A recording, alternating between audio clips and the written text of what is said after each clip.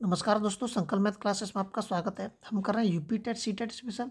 इसमें घात और घातांक करड़ी हम हल कर रहे हैं और इसका ये पहला सवाल है। ध्यान रहे, मैं आपको ऐसा कोई भी सवाल नहीं करा रहा हूँ जो आपके एग्जाम में ना आ सके, या ऐसा कोई सवाल आपको नहीं मिलेगा जो आपकी समझ में ना आए। बहुत अच्छे से और अच्छे से समझ में आएगा। आपको ये एहसास ही नहीं होगा कि हम मैथ्स कर रहे हैं। अब देखिए, ये सवाल पहला सवाल दे रखा है। ये सवाल आ सकता है मैथ्स में, उसमें टेट में और सी टेट में भी आ सकता है। ये अनंत तक दे रखा है, ये रूल लगा हुआ और इसके अंदर अनंत तक ये संख्या जा रही है हमारी। पिछले जो वीडियो में मैंने बताया था उसमें भी सवाल बताए थे अनंत वाले, लेकिन उसमें कोई भी प्लस का या माइनस का निशान नहीं था। उसमें मैंने आपको जो टाइप बताए थे वो टाइप आपको ध्यान रखने हैं, और इसमें जो बता रहा हूँ ये भी टाइप आपको ध्यान रखने हैं। अब देखिए, इसमें दे रखा है 12 और ये कह रहा है ये अनंत तक जा रहा है, और बताइए इसका उत्तर कितना है। बहुत सरल है इसका उत्तर, 1 सेकेंड में आप इसका आंसर निकाल सकते हैं। ये जो अंदर संख्या दे रखी है इसके गुणनखंड करिए आप,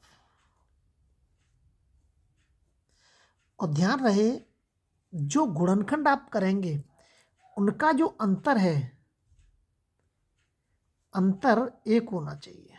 अंतर 1।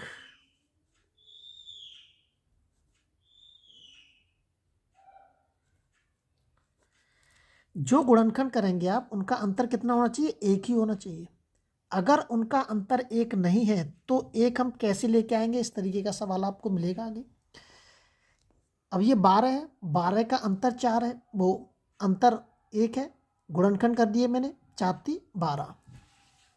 और जो सबसे शुरुआत में ही जो संख्या मिल जाएगी हमें वही हम लेंगे, बाकी की बीच वाली संख्या हम नहीं लेंगे इसमें। देखिए, अब इस और एक बात और ध्यान रखनी है कि अगर प्लस का निशान लगा हुआ है, अगर प्लस का निशान लगा हुआ है और जो अंतर हमने 1 निकाला है, अगर प्लस का निशान लगा हुआ है और अंतर 1 आ गया और इसमें 2 संख्या हमारी आ जाएंगी। अब इसमें जो संख्या बड़ी होगी आपकी वही आपका उत्तर होगा। समझ में आ गया? लेकिन बड़ी होगी जो किसमें? प्लस के निशान में। प्लस के निशान में हम गुणनखंड करेंगे, गुणनखंड करने के बाद जो संख्या बड़ी होगी वही आपका उत्तर होगा। इसका आंसर कितना हो जाएगा? 4। किस में होगा? प्लस के निशान में। प्लस का निशान लगा होगा, गुणनखंड करेंगे, जो संख्या बड़ी होगी वही उत्तर होगा। ठीक है, होगा ही होगा वो उत्तर। क्यों? क्योंकि ये वाली जो संख्या जब हम इसको पूरी तरह से हल करेंगे, अगर मैं समीकरण बना के इसको हल करूँगा तो इसमें जो छोटी संख्या आएगी वो ऑलरेडी माइनस में ही आएगी। आप इसको हल करके देख लेंगे। अगर हम दूसरे तरीके से इसको हल करेंगे तो थोड़ा बड़ा हो जाएगा, और इसमें जो संख्या आएगी, इसका उत्तर आएगा वो माइनस आएगा। किसका? छोटी संख्या का। अब अगला सवाल ये दे रखा है, इसके भी गुणनखंड करिए, 30 के गुणनखंड करिए। 30 के गुणनखंड क्या था? 6×3। निशान कौन सा है? प्लस का है। बड़ी संख्या कौन सी है? 6। इसका उत्तर कितना हो गया? 6। इसका आंसर हो जाएगा बस। अब नीचे देखिए, मैंने नीचे आपके सामने कुछ सवाल रख दिया है कि इसका तो गुणनखंड, इसका तो अंतर 1 आएगा ही नहीं। इसका तो अंतर 1 आ रहा है, अंतर 1 आ रहा है, अंतर 1 ही आना चाहिए, ध्यान रखना है। लेकिन इसके ऐसे कोई संख्या नहीं है, ना ही ऐसे कोई संख्या बन रही है हमारी जिसका अंतर 1 आ सके। 7×7 अंतर 1 नहीं आएगा। तो इस तरीके के सवालों में हम क्या करते हैं कि जब इसके अंदर ऐसी संख्या मिल जाए आपको कि अंतर 1 नहीं आ सकता है, अब इसमें ध्यान रखना है कि चिन्ह किसका लगा है? प्लस का। तो प्लस में क्या करेंगे? हम प्लस ही करेंगे। हम प्लस की मतलब आगे संख्या बढ़ाएंगे। तो 7 से आगे संख्या बढ़ाते जाइए। 8। क्या 8 के ऐसे गुणनखंड हैं कि अंतर 1 आ जाए? नहीं है। 9। क्या 9 के ऐसे गुणनखंड हो जाएंगे कि जिसका अंतर 1 आ जाए? नहीं होंगे। आगे चलिए, क्या 10 के ऐसे गुणनखंड हो सकते हैं जिसका अंतर 1 आ जाए? नहीं होंगे। क्या 11 के ऐसे गुणनखंड हैं जिसका अंतर 1 आ जाए? नहीं होंगे।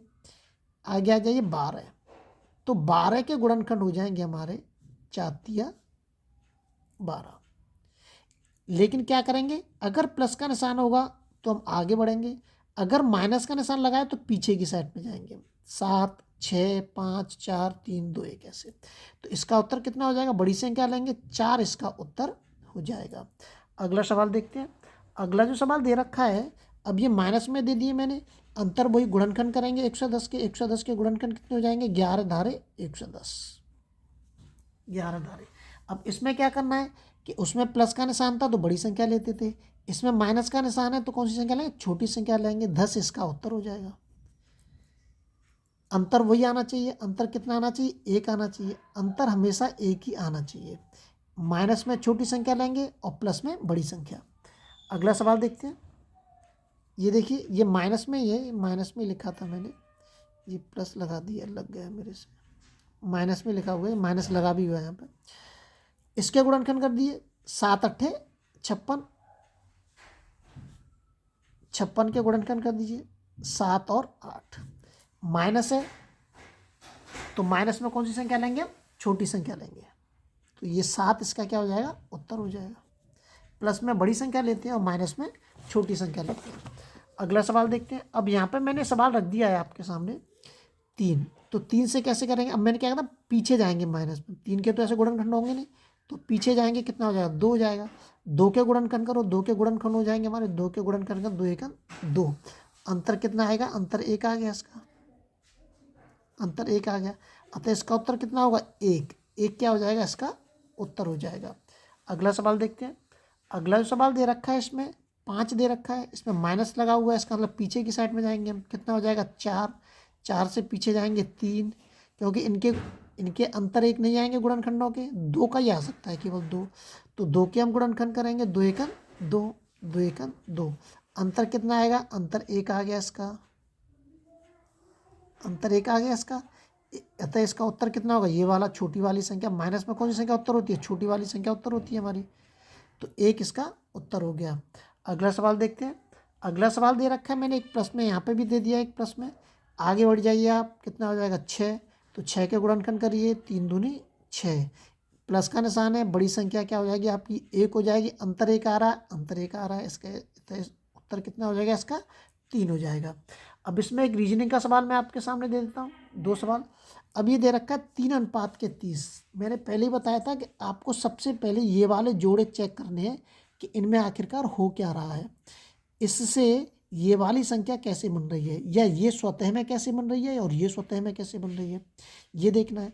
अब 3 हमारे सामने दिख रहा है, तो 3 के आते ही हमें क्या दिख रहा है, 27 दिख रहा है, कि अगर मैं 3 का घन करूँ, 3 का घन करूँ और इस घन में इसी संख्या को जोड़ दूँ, समझ में आ रहा है, अगर मैं 3 का घन करूं और 3 के घन में मैं इसी संख्या को जोड़ दूं तो 30 प्राप्त हो जाएगा मुझे।